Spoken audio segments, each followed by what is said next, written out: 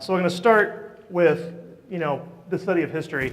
And it's entitled, This is 8-Year Grandpappy Social Studies, because social studies is changing. I mean, the way we teach it, what we expect kids to know, and then how they show that is changing considerably. But we're going to start with the guy on the right.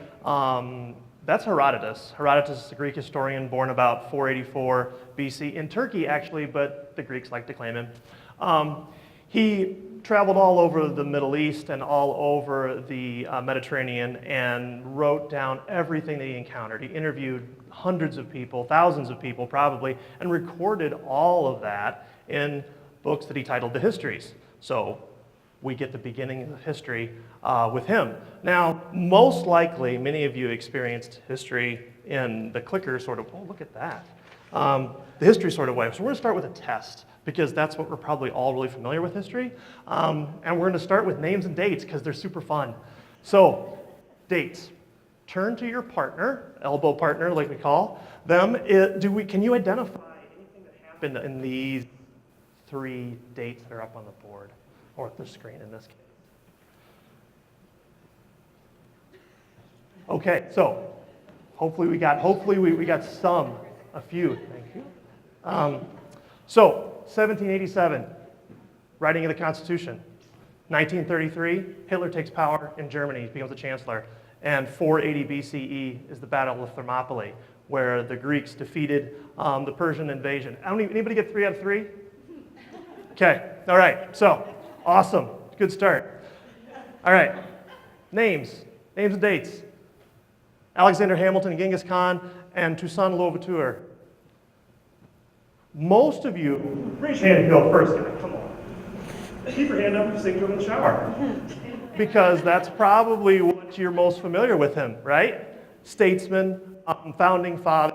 Genghis Khan is the warlord of the Mongol Empire. The Mongols love him, the Chinese can't stand him. It's interesting across the border and things get, you can find Genghis Khan chewing gum in the capital.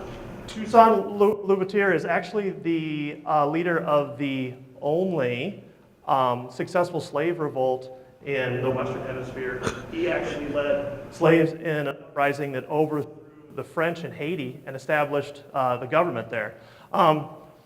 Anybody get 6 out of 6? Yeah, I wouldn't have either. I looked these guys up, so I cheated. But it's interesting that we have considered this to be historical knowledge. So when probably many of you have gone through these tests where you get a list of names and dates and you have to match them up either by drawing a wonderful little line or writing a little letter. And this is what we've considered to be social studies education for a long time.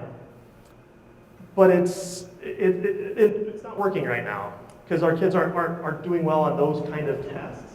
So obviously it was better in the past, right? Because we always lament the good old days. And so let's take a look. So in 1917, Brooklyn College, Training College gave an assessment to 1,500 Texas school students. They chose Texas because at the time Texas was one of the highest paid teaching states in the country, and they believed that they were the most professional. So 150 names and dates, these kids needed to know them. That's the results. College, for only 50%. So it had to have gotten better, correct? I mean, it started in 1917, okay, now we got a problem, let's fix it. So let's go on to The Greatest Generation. This is Easy Company from Band of Brothers fame, if you're interested. But The Greatest Generation, before they went to fight the Second World War, there was this headline actually came out just about 6 months after the invasion of North Africa, which was successful, by the way. They were concerned that the soldiers overseas were not going to be able to fight fascism because they did not know their own history. Alan Nevins, he was the history professor at Columbia University, actually said he was really unsure that it was even possible. He many articles in the New York Post magazine really worrying about, can we even defeat Hitler because we don't know our own history. So, World War I, not so good. World War II, not so good. 1976, the bicentennial. First of all, look at that map. Texas is blue and California is red. Okay, that's a change. So, Yeah, so Bernard Bailey from the University of Harvard, he's a pretty well-known early American historian, really wanted to get at, like, where was our historical knowledge? So they gave another test. And average score of 21 out of 42 of 2,000 college freshmen. And you could argue that even today, like if Jimmy Kimmel walking on the streets or Jay Leno walking on the streets asking questions to random strangers about historical knowledge, and we're terrible at it. Anybody see Drunk History on Comedy Central? Incredible. I mean, like, it is the funniest stuff because it's so wrong. So, the question that this begs asking is, are we even asking the right questions? So, when we think about social studies education, especially in terms of facts and dates, is really, facts are like snowflakes. And what I mean by that is they're unique. Everyone's a little bit different. And they're really pretty. And when we teach facts and dates, it's like having kids run around the classroom trying to catch them on their tongue, right? And it's like, you get to the Black Plague, you're like, don't want that one, because that one's bad. I'm not gonna catch that on my tongue. So the problem is, though, is they also pile up and prevent you from getting anywhere. And as the last couple days, and oh God, this entire winter has been an indication, this is true. However, if you manipulate the way you deal with facts and dates, and you change the focus of what social education is, you can get someplace. You can get here.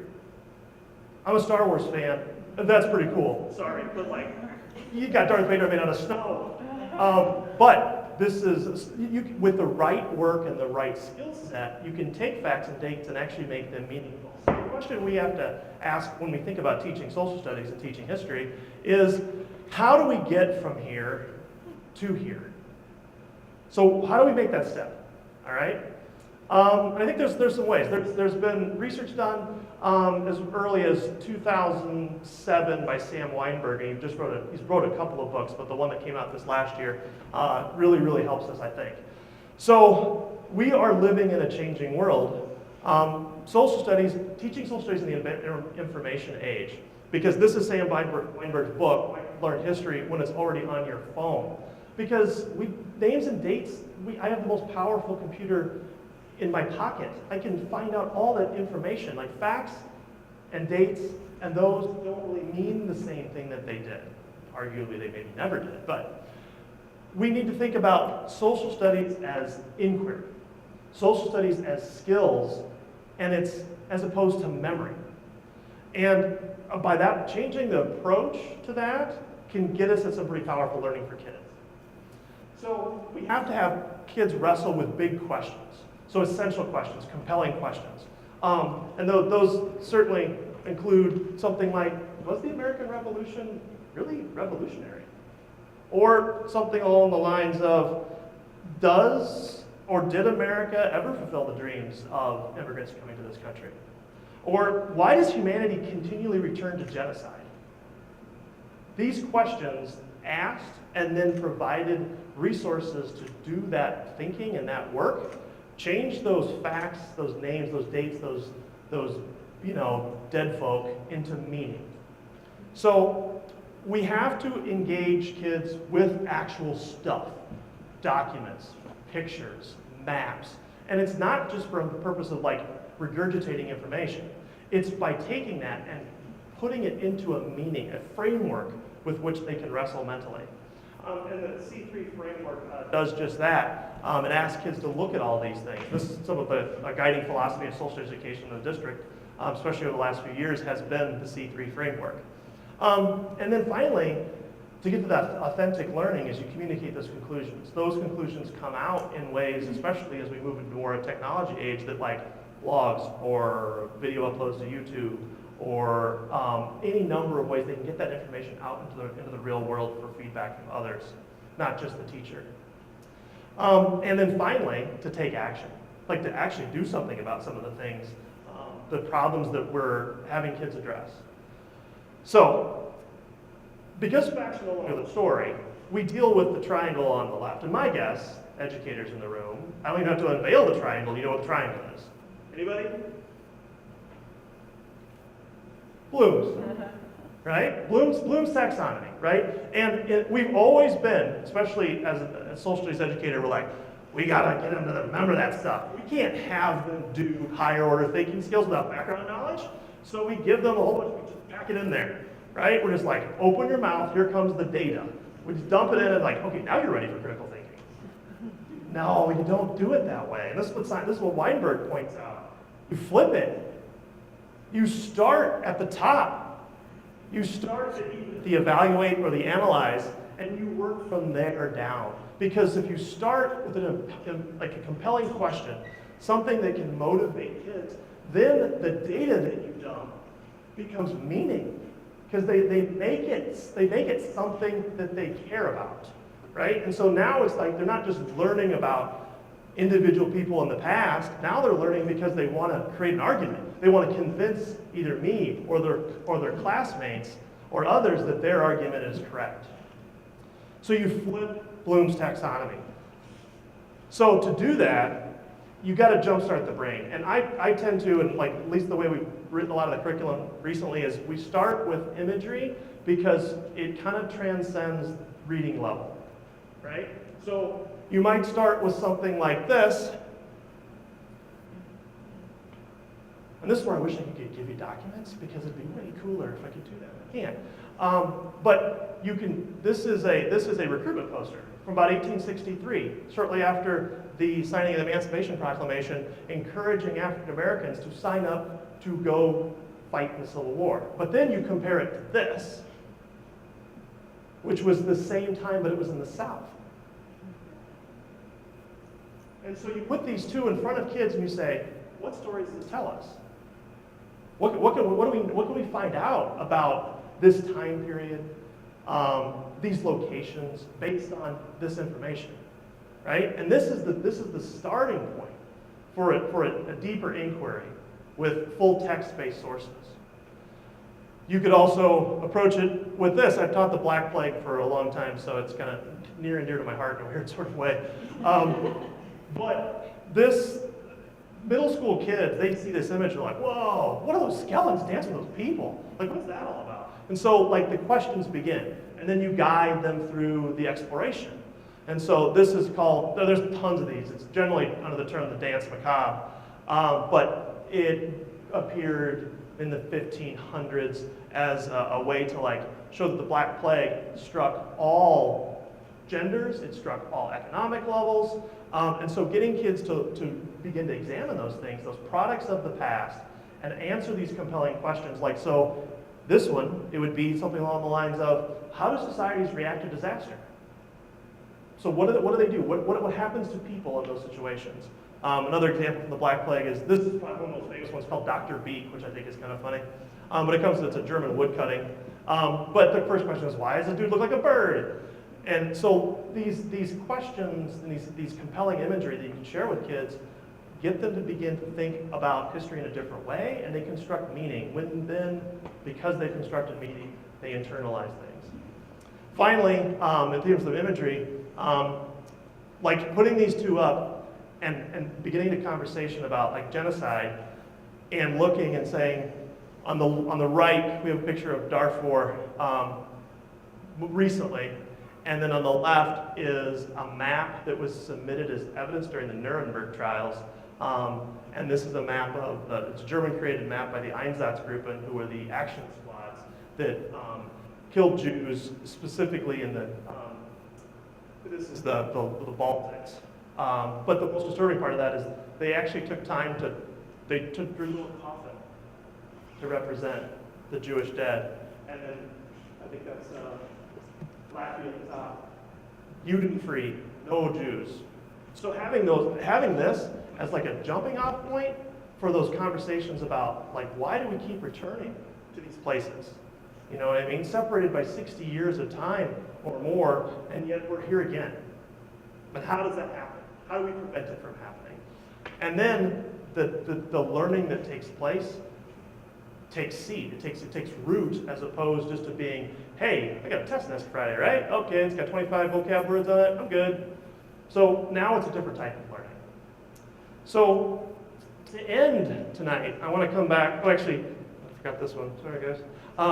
But what does this mean for us in Cedar Rapids? So this learning is taking place in Cedar Rapids in the rooms that are using the newest materials that have been developed. Through the direction of our social studies facilitator, Sean Neely, and his team, this process is going through to get kids to that future ready part. This moves them to future ready, because they're engaging with materials and learning in a way that we do in our jobs. So it's not just learning for learning's sake. These are building skills that they can then apply later. I have kids ask me all the time, well, why do we have to learn this stuff? I'm like, do I ever ask you to memorize things? Well, no. Do I ask you to look at a source and tell me if it's something we should trust? Yeah. There you go. That's why we're learning it, right? That's the reason. So, to end tonight, I want to go back to the beginning. That's not my grandfather left. That's John Dewey, who said this stuff in the early 20th century, right? He already wrote all this stuff about inquiry. We just kind of, we either skimmed across it or we moved past it, but inquiry is what John Dewey says is required for a democratic society to even function. So, this is the history that we've kind of accidentally forgotten is now coming back. And then, just like Herodotus was also called, and this is the father of history, he's called the father of lies. Because at one point, he told a story about these ants that dug in their mounds and spread gold dust all over the place, and then the locals scurried about and picked up all the gold dust. And most historians are like, that's ridiculous. So, especially when the ants were fox-sized, according to the original story. However, in 1984, a French explorer and author named Michel Puzel ended up in some of the same places that Herodotus did, and he began asking around about some of these stories. Come to find out, there was a fox-sized marmot that did just that dug in the dirt and spread gold every place, and the locals did go around and pick it up. The word in Persian for marmot was just like the word for mountain ant. So Herodotus actually was just a victim of a mistranslation. So like by looking back at Herodotus, they found that he was actually right, and we should maybe look back at Dewey and say, wait a minute, we should do some of the same things that he suggested 100 years ago. So hopefully, in Cedar Rapids, that's what we're doing. Like the work in social studies right now is based in that inquiry model. And so with that we should be able to take that inquiry model and have kids engage in real meaningful learning. So strangely, the past has something to teach us, and then the past has something to teach us, and so here we are. So, but thanks for coming. This is me coming full circle. So thank you very much.